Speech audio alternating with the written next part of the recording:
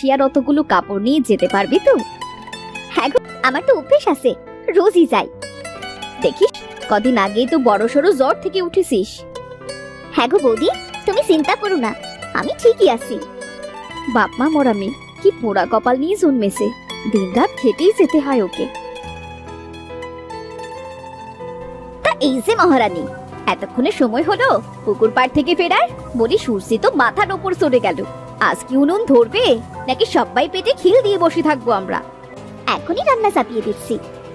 তা এত সময় কিসে গেল শুনি? আসলে এই কাপড়গুলো, ওই দেখো, শোনো মেয়ের কথা, তা কাস্তে বুঝি তোর দিন পেরিয়ে যায়, তাও তো নোংরাই ছিল না বিশেষ। কি বলতে চাস কি তুই? তোকে দিয়ে গুস্তের কাপড় কাচিয়েছি আমি?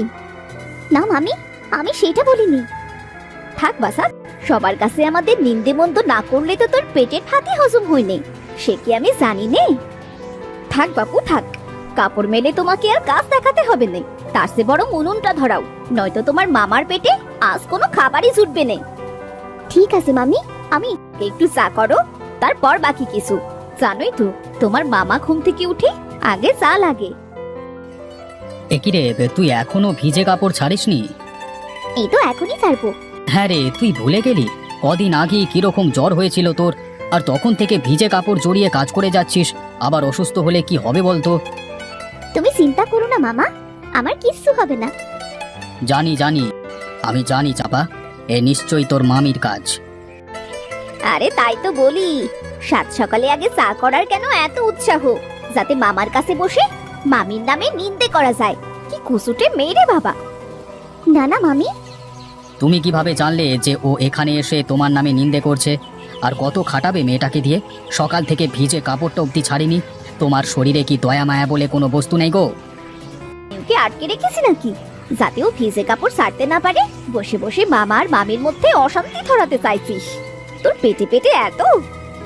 থামো তুমি, আমি কি তোমাকে চিনি না? এত বছর ধরে সংসার করছি, তোমার স্বভাব আমার কাছে অচেনা নাকি? ওকে তোমার জন্য কিচ্ছু বলতে হবে না, বরং ও বললে আরো না জানি কত কি জানতে পারবো। তুমি শুধু শুধু থাক, তোকে আর শাক দিয়ে মাছ ঢাকা দিতে হবে না। তোর পেটে পেটে যে এত, সে তো আজ জানলাম। সকাল থেকে পেটে কিছু পড়েছে নাকি পেটে খিল দিয়ে শুধু খেটে যাচ্ছিস?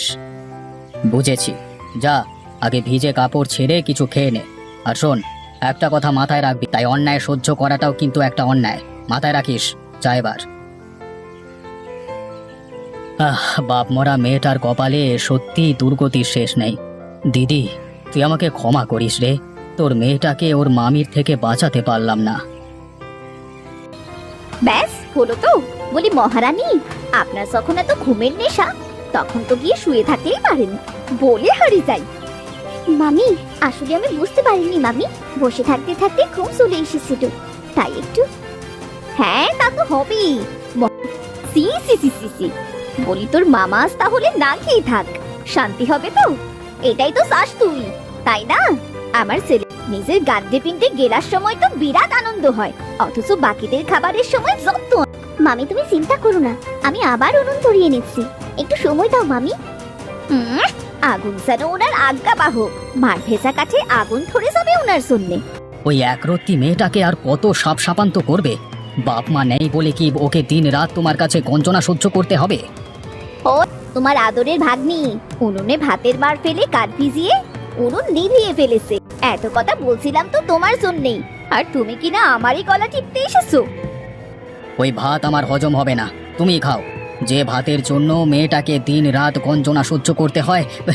থাক খামা, আমার খিদে নেই আর, আমি চললুম। দাঁড়াও মামা, তুমি এইভাবে না খেয়ে যেও না। শোনো মামা, হয়েছে হয়েছে, স্বাদ মিটেছে। মামাকে তো খালি পেটে বাড়ি থেকে বিদায় করা হলো, এবার বুঝি ভাইয়ের ক্ষেত্রেও একই পরিকল্পনা আছে? না না মামি, আমি এখনই ভালো করে কাঠ দিয়ে উনুন ধরাচ্ছি। না বাসা, আমরা তো তোমার মতন রাজা মহারাজা নই যে অফুরন্ত কাঠের সম্ভার থাকবে। এটাই শেষ কাঠ ছিল। না না, আমি যাচ্ছি, কাঠ কিনে আনছি। বলি কাঠ কেনার টাকা কি তোমার মরা বাপ মা এসে দেবে? ওইদিকে কুড়োল আছে, যাও গিয়ে কাঠ কেটে নিয়ে এসো। আর দয়া করে রাস্তাঘাটের লোকজন দেখে গল্প করতে লেগে যেও না, কেমন?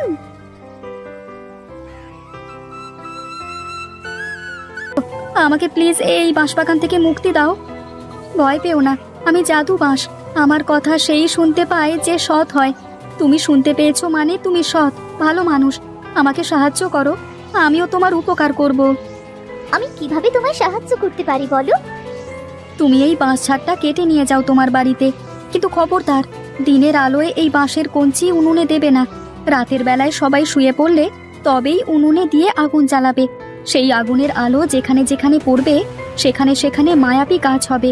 চিন্তা নেই, কুরুলের একঘায়েতেই কাটা পড়বে ঝাড়টা। কিন্তু আমার যে এখন উনুন জ্বালানোর কাঠের দরকার, সেটা কোথায় পাবো? এখান থেকে 5-6 পা গেলেই অনেক শুকনো কাঠ পাবে তুমি। সেটা নিয়ে আপাতত কাজ চালিয়ে নাও। বেশ। মামি, এই যে এত কাঠ এনেছি, এই দিয়ে আমি এখন রান্না করে দিচ্ছি। আর এই বাঁশটা আমি পরে কেটে রাখবো মামি, তাহলে কদিন এই দিয়েই চলে যাবে। হ্যাঁ হ্যাঁ ঠিক আছে, যা যা, আগে কাজ ছেড়ে নে, তারপর বাকি কথা।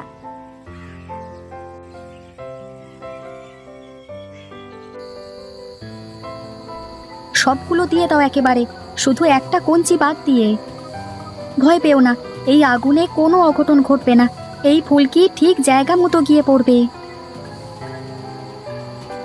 আমার কাজ শেষ, তুমিও এবার যাও, এই ঘরের দৌড় দিয়ে দাও। তবে মনে রেখো, সকালে সবার আগে দরজা কিন্তু তুমিই খুলবে।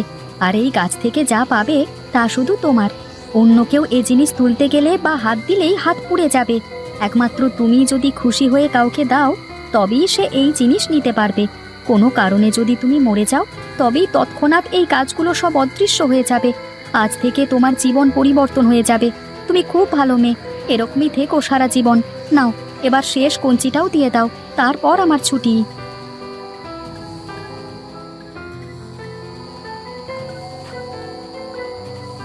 ও মা গো মা, হাত পুড়ে গেল গো।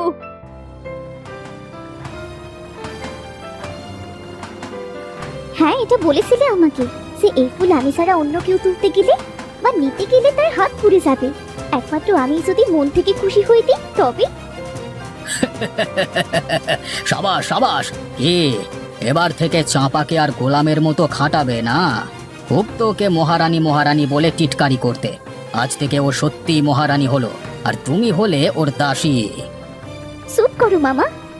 তুই চুপ কর, এতগুলো বছর ধরে অনেক সহ্য করেছি, তুইও করেছিস। আর না, আয় মা, আর ওখান থেকে একটা ফুল তুলে নে, তোর একজোড়া হাতের আর কানের করাতে দেব।